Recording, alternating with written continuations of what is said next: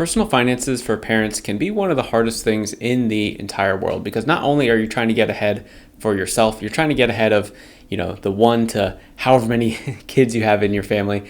And it can be difficult. And I know this too because I went from, paycheck to paycheck, not knowing where my money was going, how I was going to be putting money towards saving or paying off my debt. I had no financial plan to eventually paying off $43,000 worth of debt in about 13 months and building a net worth to multiple six figures.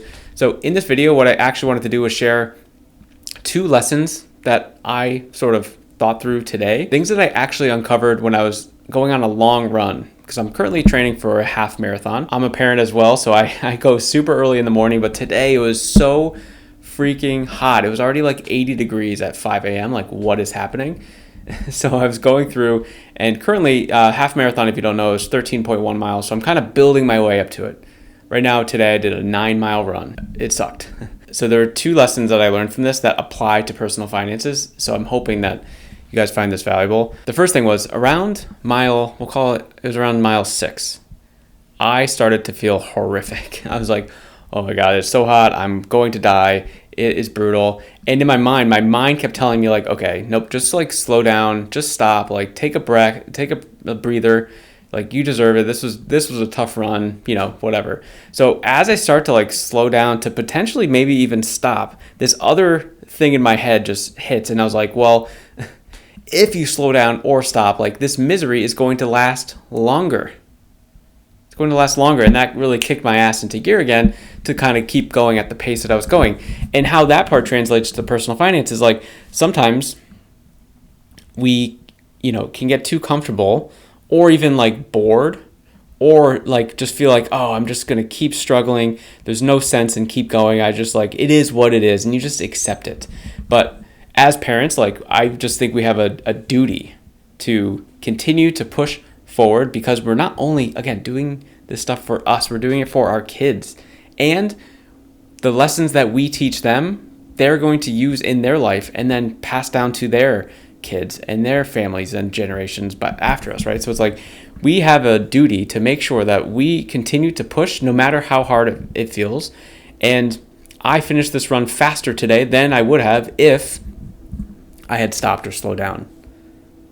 So what's the one thing in your personal finances right now that you feel like you're slowing down a little bit? Maybe you're not being, you're not showing up all the time in terms of consistency, in terms of looking in the numbers, seeing if your goals are going to be reached, what other problems are arising, unexpected expenses popping up out of nowhere. What are the main challenges that you're maybe hiding from? And this can be uncomfortable, right? But these are the things that really unlock how to move forward in your finances. This is exactly what my wife and I did when we were going from stuck paycheck to paycheck to eventually paying off $43,000 worth of debt in 13 months, is because we just took this focused intensity towards the main problem in our finances, which was the debt. We were just being good little boys and girls and just paying the minimum payments and just thinking that everything was fine. We were on cruise control, but cruise control sucked because we laid our foot off the gas. We let the car take the wheel, kind of a thing, right? Instead of us taking ownership. So that was the first lesson. Don't slow down or stop. Keep pushing no matter how hard it feels. And then around that 6-mile mark, lesson number 2 here, I was on this main street.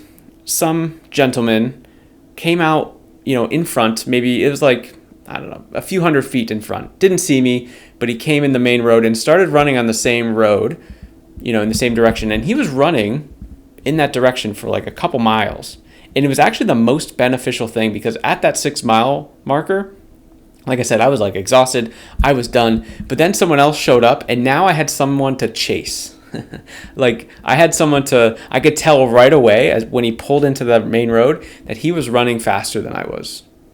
And that road was a residential road, so he probably just started his run. That was my guess. He probably just started, and I'm 6 miles into it.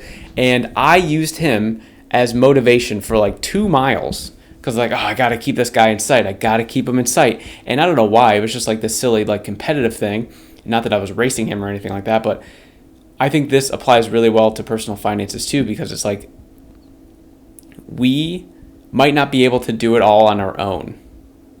We might not be able to, So that's why having some sort of support, if you have a partner, if you have like a co-parent, right, and you're partnering a household, like that's the first person I would go to. But if not, like it's a friend, it's a coworker, it's a family member, it's an online community. Like for example, I have a personal finance community.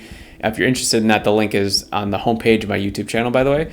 But just having other people that are at our same level or ahead of us is really helpful to kind of latch onto them. So me on this run, I was latching onto this guy, not physically, right? He was ahead, but I was visually just like calculating the distance between us, and I didn't want it to keep getting longer and longer and longer. I just had to keep him in sight, and that was so helpful for me. So it actually turned a real shit run, both of these lessons, into a pretty solid run.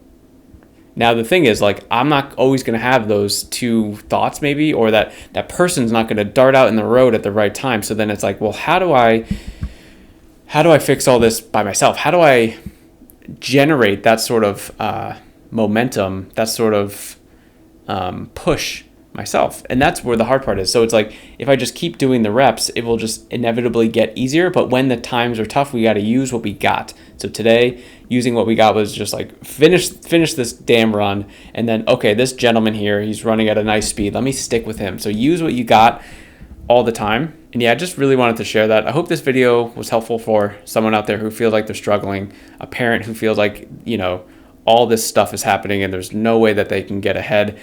No matter how much money they make, I've seen it all the time. People that make, say, $40,000 and almost $200,000 a year seem to have the same problems where it's like, oh man, only if I made a little more money, I would be crushing my personal finances. So how can someone making 40K and someone making, like a household making almost 200K have the same problem? It's crazy. But it just shows you that personal finances is more than income. It's more than the numbers. There's that mental aspect of, well. So if you like this, I've got another video right here that I think you're really going to enjoy too, and I'll see you in that one.